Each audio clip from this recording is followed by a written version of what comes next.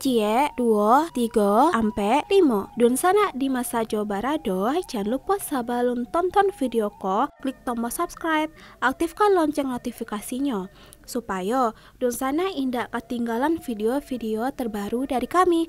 Komen serta share ke kawan-kawan ya. Penyanyi dari Sumatera Barat. Betul.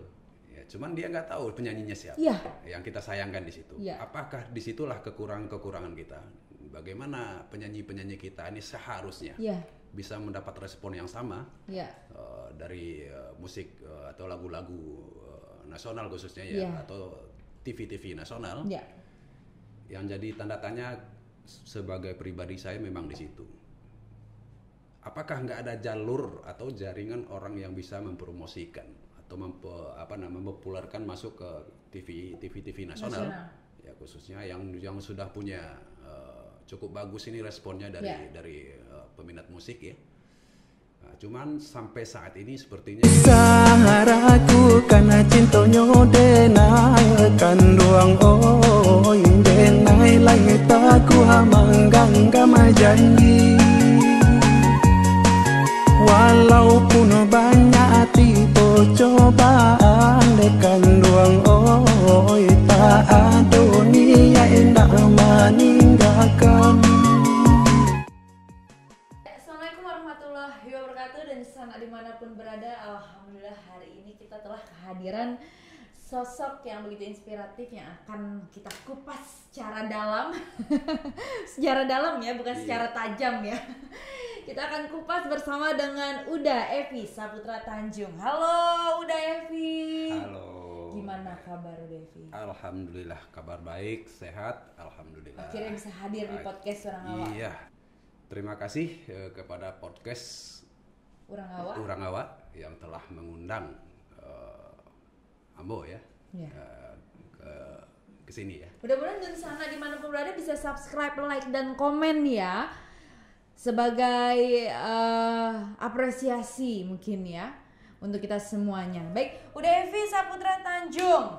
Di mana Uda Evi ini adalah seorang produser lagu-lagu Minang. Iya. Jadi lagu-lagu Minang ada di tangan Uda Evi. Hingga bisa terbungkus dengan rapih loh Uda Evi loh. Uda Evi, kampung di mana? Kampung berasal dari Andur yang kayu tanam. Andur yang kayu tanam. Nagarian 2 kali Sabaleh kayu tanam. Luar biasa. Pariaman ya. Pulang kampung kapan terakhir? Pulang kampung terakhir kita tahun lalu ya. Tahun lalu. Lebaran tahun lalu. Iya. Kalau lebaran sekarang ini di 2 tahun 2021 kita belum sempat pulang. Iya, karena juga kondisi pandemik yang begitu panjang ya. Sangat panjang. Ya. Iya. Jadi mudah-mudahan Cepat ada sih berlalu. rencana cepat berlalu kita bisa pulang ya. Iya. Iya. Baik, Uda Evi, gimana udah perjalanan karir seorang Uda Evi sehingga bisa menjadi seorang produser lagu-lagu Minang? Kenapa nggak jadi penyanyi lagu Minang gitu? Kenapa jadi produsernya? Iya. Uangnya sebenarnya banyakan mana, jadi produser atau jadi penyanyi? Ya sebetulnya jadi produser itu awalnya kita memang tidak ada keinginan sebetulnya dari awalnya. Ya, karena kita pengusaha kecil-kecilan. Iya. Ya karena dari pertama kita merantau itu memang dari tanah Minang ya, ke tanah Pasundan atau ke tanah Jawa. Tahun berapa? Dari daerah Sumatera kita ke Jawa itu dari tahun 89. 89. Tahun 89 ya. Jadi setelah lama perjalanan ya sebelumnya kita ya berusaha ya atau berdagang, berjualan ya seperti orang-orang kita lah kalau merantau. ya apapun ya kita lakukan asalkan halal ya. Karena kan merantau tidak ada bayangan harus seperti apa dan bagaimana ya. Harus seperti apa. Cuman kita ikuti saja apa namanya perjalanan usaha kita sampai kemana gitu ya. Jadi setelah lama kemudian lama perjalanan karena kita ada hobi sebetulnya kalau di seni itu hobi. Jadi karena sering juga kita nyanyi-nyanyi di tempatnya pesta ya, atau sekali-kali kadang-kadang di rumah-rumah makan atau di saung-saung karena kita punya hobi di situ. Jadi kalau jadi produser itu memang tadi dari awal tidak ada kepikiran sama sekali. Tadinya nggak ada kepikiran sama sekali. Lalu kenapa bisa menjadi seorang produser lagu? Iya, disitulah berangkatnya kita tadi ada salah satu atau salah seorang Dunsana Kito atau ponakan kita. Dia memang hobi juga dalam tarik suara bernyanyi. Karena dia punya warna suara. Jadi saya dengar-dengar ini warna suaranya ada. Jadi warna suaranya ada, cuman karakter ada. Cuman cara menyalurkannya kemana? Sedangkan dia baru di kancah musik, belum dikenal siapa dia. Jadi mau tidak mau terpaksalah kita ngangkat sendiri. Kita angkat sendiri dan kita carikan lagunya. Dan kalau kita produksi dengan kaset tentu saat sekarang rasanya sulit kalau untuk kita promosi jadi harus melalui channel atau YouTube yang saat ini atau platform musik lainnya musik khususnya musik Minang. Jadi berangkat dari situ tergerak untuk mencoba merekam dia dengan lagu-lagu terbaru waktu itu. Pertama sekali kita produksi salah seorang penyanyi itu, boleh disebut nama ya? Ya, silakan. Ya, namanya itu Alvaro. Dengan Alvaro ya. Itu di tahun? Di tahun 2020. 2020. Iya, tahun 2020. Pertengahan. Ya, jadi berangkat dari situ. Jadi kita coba, ya memang kita bergerak pertama itu namanya penyanyi baru tidak dikenal sama kalangan penonton atau siapapun. Jadi dari situlah kita berangkat, mulai kita produksi dia satu lagu, satu album. Langsung satu album? Enggak, satu single. Satu single ya, satu single kita buat. Jadi sepertinya ada respon dari penontonnya ya gitu ya. Lagi lagu-lagu Minang. Memiliki respon yang baik. Jadi itulah karena channelnya ini punya tuntutan juga. Ya, mau tidak mau harus kita teruskan. Jadi kita mulailah bergerak melirik penyanyi-penyanyi yang ada, yang punya. Mencoba di-guide berarti di-guide dengan penyanyi-penyanyi yang sudah memiliki nama gitu. Iya, khususnya ada seperti udah penyanyi legend dikatakan kalau orang Minang mungkin kenal semua seperti penyanyi Odi Malik, Ucok Sembara, ada juga Opetra yang pernah sudah bergabung ke kita ya. Jadi itu tadi kita minta dia bergabung dengan kita juga, tolong dibantu mengisi channel kita juga supaya channel ini bisa berjalan dengan baik dapat respon dari masyarakat. Pansos berarti ya? Iya. Oke. Ya,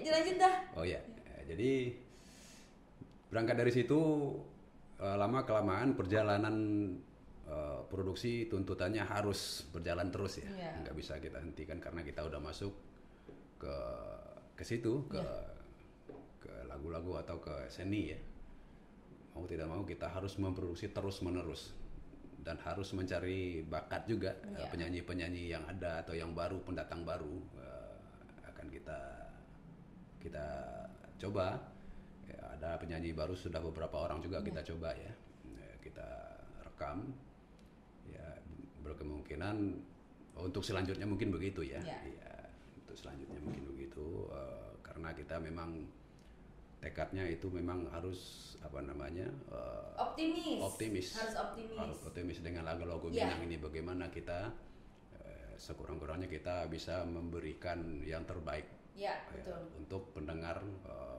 musik Minang khususnya di situ. Baik, kalau studionya di mana?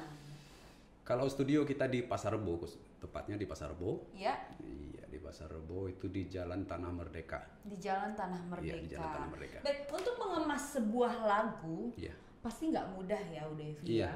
Pasti betul. Ada beberapa tim selain penyanyinya, pasti ada beberapa tim yang akan mengerjakan lagu tersebut menjadi aransemen yang bisa diterima oleh publik. Dari Udevi sendiri, tim yang terlibat itu ada siapa aja udah?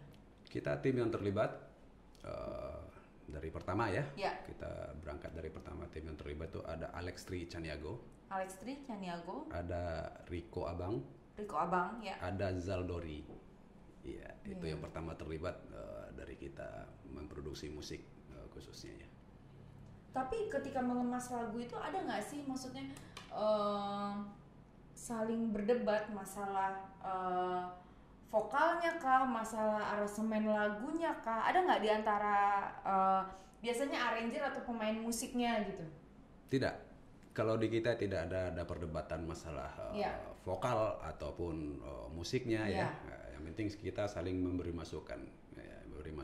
Dan lagu pun kita memproduksinya lagu-lagu terbaru. Nggak kirain untuk mendapatkan sesuatu kadang kan ada yang beda pendapat gitu. Untuk menemukan pendapat yang baik itu ada nggak maksudnya saling masukan tapi perdebatan maksudnya baiknya gini, nggak, kalau menurut saya seperti ini ada ketika mengemas lagu nggak ada. Tidak ada ya. Jadi kita sama-sama kita dengarkan, kita bikin, kita buat musik, kita isi musik. Jadi sama-sama kita dengarkan, ya, paling ada koreksi 1-2 kita kasih masukan, ya, lalu kita rubah.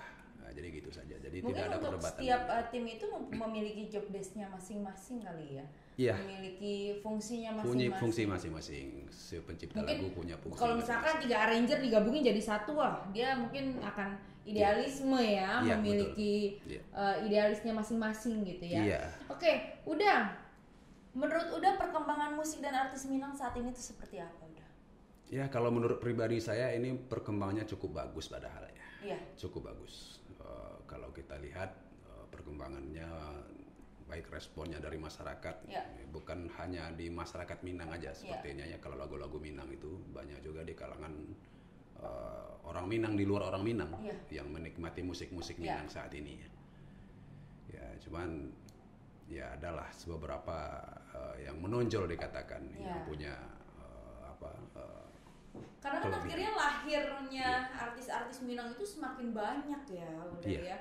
Karena lebih mudah untuk sekarang untuk dikenal masyarakat itu dibilang mudah sekali tidak, dibilang sulit sekali tidak ya udah Evi ya. Ada channel YouTube, ada TikTok dan ada beberapa aplikasi lainnya gitu kan. Dimana kita tinggal share dan akhirnya yang bertahan itu ya memang yang memiliki kualitas yang baik. Betul sekali. Ya udah Evi ya. Iya, ya sama-sama kita lihat.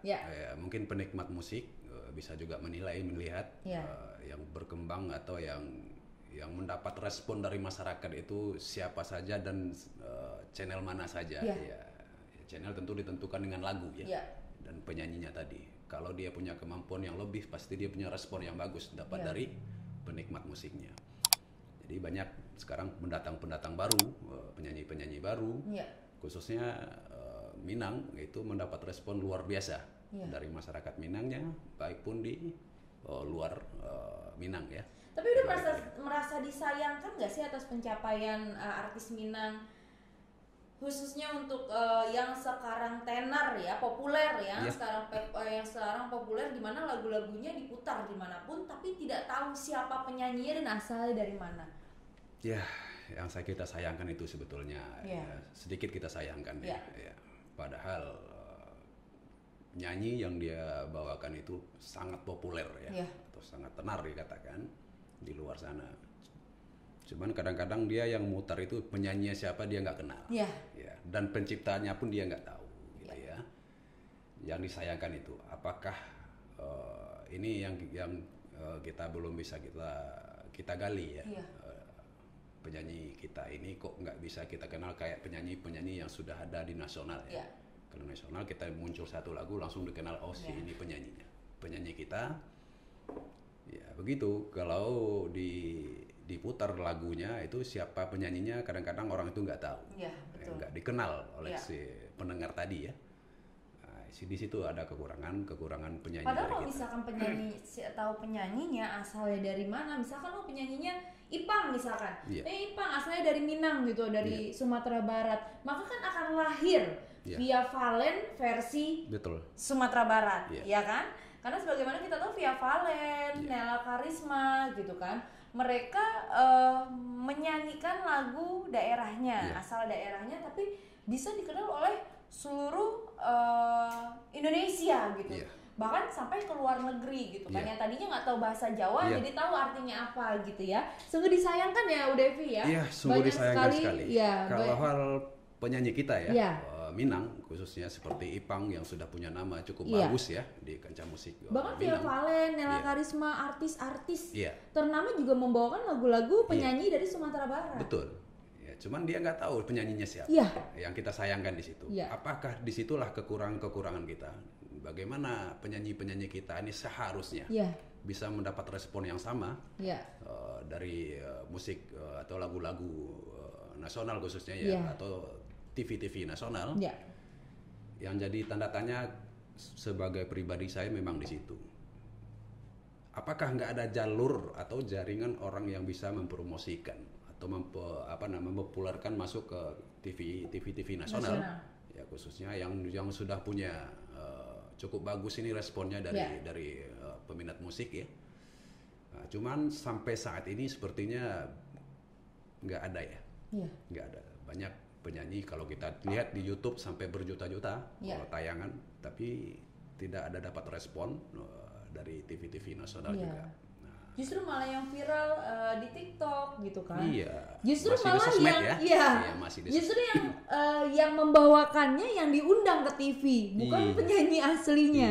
Yang kita sayangkan itu. Nah, itulah nggak tahu juga saya sebagai pribadi juga ya mungkin kurang memahami juga dengan jalur ke sana apa nggak ada atau orang nggak mau atau bagaimana mengajak penyanyi-penyanyi kita ini supaya bisa disetarakan dengan penyanyi-penyanyi yang ada ya, seperti penyanyi-penyanyi daerah yang lain yang cukup populer. Padahal kan artis Minang memiliki kualitas yang luar biasa. Sangat bagus. Mulai dari penciptaan lagu, kualitas suara gitu kan, dan musiknya juga. Sampai ke lookingnya juga tidak kalah lah dengan artis-artis nasional lainnya Udevi ya.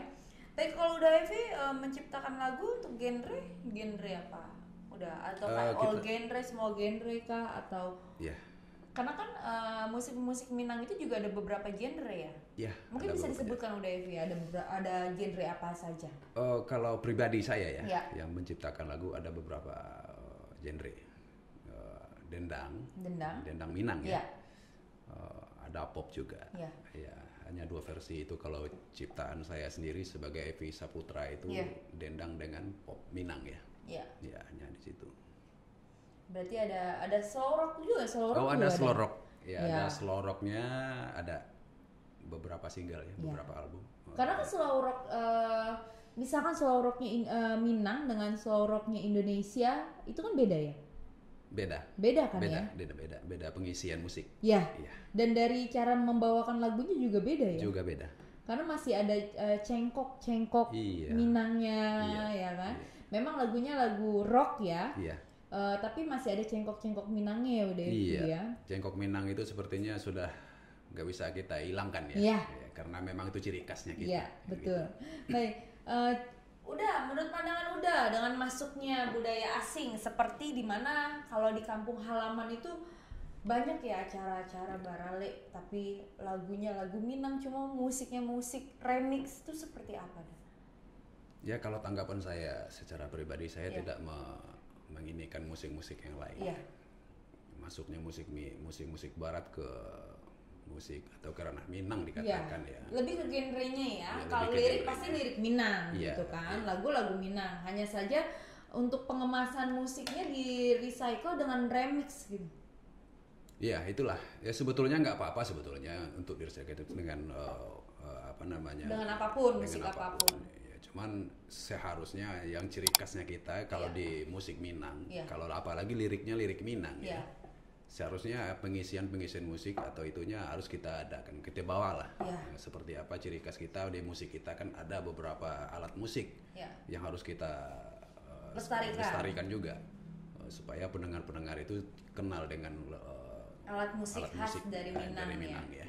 Nah ya di situ. Jadi kadang-kadang sebanyak juga kita lihat saat ini memang kadang-kadang itu nggak ada sama sekali ya, sebagian ya. Mungkin menurut anak milenial sekarang terlihat maaf ya kampungan gitu, mungkin nggak sih Uda Evi? Tapi kalau dirasa tidak ya, masalahnya musik Minang tuh cukup modern kok, cukup apa namanya, ya bisa mewakili pendengar dengan kesukaan warna musik apa sebetulnya. Kita mengemasnya seperti tergantung apa? Mengemas seperti apa. Sekarang kita Minang itu sudah bisa mengemas dengan warna apa saja sebetulnya ya. Cuman pengisiannya tetap kita harus adakan ya ciri khas musik kita masukkan dengan warna musik seperti apa saja. Kayak TikTok sekarang ini ya, itu juga ada warna musik Minang kita masukkan ke situ. Ada beberapa ya. Jadi sebetulnya nggak apa-apa ya, cuman ya seharusnya ya bagi pemusik yang pembuat musik seharusnya ya secara sadar hal itu ya selalulah di alat musik kita itu selalu dimasukkan dengan warna musik apa saja, dengan genre apa saja gitu ya. Tentu saja kan mengemas musik ini tidak mudah ya, membuat musik itu tidak mudah ya Uda Evi ya. Perlu waktu yang cukup lama ya, menguras tenaga, waktu juga. Menurut Uda Evi, pentingkah sebuah lagu itu dikenalkan berikut dengan produsernya, pencipta lagunya, arrangernya, perlu nggak sih? Sebetulnya perlu ya. Sebetulnya ya. Seharusnya supaya ini mendapat kepuasan juga sebetulnya, kepuasan batin. Kalau arranger itu sebelumnya kan dia nggak pernah dikenal ya. Baik pun pencipta hanya beberapa yang dikenal. Yang dikenal itu hanya penyanyinya. Kadang penyanyinya nggak dikenal juga, kadang malah yang cover yang dikenal. Iya, itu kadang-kadang. Ya karena apa? Karena banyak penyanyi-penyanyi di luar atau di panggung-panggung juga kurang mempromosikan atau kurang seharusnya nyanyi yang dia bawakan itu kalau bisa disebutlah penciptanya, penciptaan siapa gitu ya. Ya kalau bisa. Ya, ini banyak kita lihat memang kadang-kadang penyanyi itu suka lupa di situ. Yang dia sebut hanya lagunya, judulnya, terus bernyanyi, dan penciptanya dia kadang-kadang tidak sebutkan gitu. Harusnya disebutkan orang yang andil dalam lagu tersebut. Harusnya bisa kita sebutkan. Karena bukan mengiklankan sih sebenarnya, tapi memiliki rasa kebanggaan tersendiri. Punya kebanggaan tersendiri. Bagi penciptanya, bagi tim pengemas lagu tersebut gitu ya, orang-orang yang ikut andil dalam lagu tersebut. Dalam pengemasan lagu itu ya. Jadi ada harapan-harapan dari Uda Evi, mudah-mudahan seluruh masyarakat Indonesia bisa mengenal seperti apa lagu tersebut gitu ya, bisa mengenal jadi ada harapan dari Uda Evi, seluruh masyarakat Indonesia bisa mengenal lagu tersebut. Dalam arti kata mengenal itu mengenal penciptanya, mengenal orang-orang yang terlibat juga, penyanyinya ya. Karena kan selama ini hanya pencipta dan penyanyinya saja gitu kan. Baik, Uda Evi, sebenarnya untuk masuk ke dunia tarik suara itu yang dibutuhkan apa? Yang dibutuhkan sebetulnya tentu ada ya. Namanya kita vokal, bernyanyi itu yang pertama kita harus punya teknik. Sebagai seorang penyanyi, dan kedua punya warna suara, karakter, itu harus punya. Ya saya rasa cuma itu, tidak banyak sebetulnya yang harus. Tapi butuh nggak sih komitmen tinggi gitu, misalkan harus konsisten atau harus ada yang dijaga gitu? Ya tentu, seorang penyanyi itu harus konsisten. Apalagi kalau dia sudah punya nama ya, dan mendapat respon dari masyarakat, tentu dia harus menjaga konsistennya. Jangan cepat puas setelah mendapat pujian itu sudah puas, dan jangan cepat down setelah dapat bulian down gitu ya. Jadi harus konsisten, memiliki jiwa mental yang harus kuat ya. Iya betul. Jangan sampai menghadapi sesuatu yang tidak sesuai harapan langsung keluar dari jalurnya ya, Devi ya. Ya, mempertahankan itu sebetulnya itu yang kita butuhkan. Kadang-kadang sebagian ya, jangan sampai ada lagi kadang-kadang kita lihat baru dapat nama, baru segitu udah mulai lupa dengan ini ya, dengan karir, atau sudah tidak menjaga komitmennya. Ada beberapa memang, jadi ya seharusnya supaya lagu-lagu kita atau musik-musik kita tentu ditentukan oleh penyanyinya tadi juga. Bagaimana baiknya untuk perkembangan masa depan musik-musik Minang itu harus ditentukan dengan penyanyi komitmennya tadi. Ya kalau dia bisa menjaga, tentu apalagi dia sudah punya nama, mendapat respon bagus ya, tentu harus bertahan di situ. Jangan sampai diturunkan sendiri pamornya gitu ya. Kadang-kadang dia turunkan sendiri pamornya. Attitude-nya ya harus dijaga ya. Cuma di situ. Karena kan ketika kita masuk ke dunia tarik suara, yang kita hadapi bukan orang yang di bawah kita, tapi yang kita hadapi itu adalah orang yang di atas kita. Iya, kebanyakan. Bukan soal usia, tapi soal jam terbang ya. Bagaimanapun juga orang yang memiliki jam terbang tinggi, pengalaman yang lebih banyak, otomatis ilmunya akan jauh lebih tinggi daripada kita. Dimana kita harus memetik ilmunya gitu ya, memetik atau pintar-pintarlah kita membawa diri agar bisa diterima oleh entah itu senior kita ataupun masyarakat ya, Udevi ya. Oke, Udevi ada channel YouTube? Ya, ada channel YouTube. Ya, channel YouTube saya. Ya. Itu Davista Official. Davista Official. Jangan lupa di subscribe ya dan sana ya. Oke, Davista Official itu channel khusus untuk lagu-lagu Minang yang diproduksi sama Udevi atau gimana? Kalau untuk saat ini lagu-lagu Minang dengan lagu nasional, ada beberapa lagu nasional masih bergabung. Itu untuk saat ini. Jadi memang sepertinya nanti akan kita pisah. Ya, ada rencana akan kita pisah, nasional khusus nasional, yang Minang khusus Minang. Oh, dan nanti ada channel sendiri. Ada channel sendiri, kita pisah. Ya, misalkan Davista Minang Official dengan Davista Allround Official. Oke. Ya, terima kasih Udevi atas waktunya. Yang pasti sukses terus dengan lagu-lagu Minangnya. Amin. Yang pasti bisa mengemas musik yang bisa diviralkan di seluruh Indonesia dan membawa nama baik Minangkabau. Terima kasih Udevi atas waktunya. Semoga sehat selalu. Baiklah, dan sana dimanapun berada, jangan lupa di subscribe, like, dan komen, dan aktifkan lonceng notifikasinya. Wassalamualaikum warahmatullahi wabarakatuh.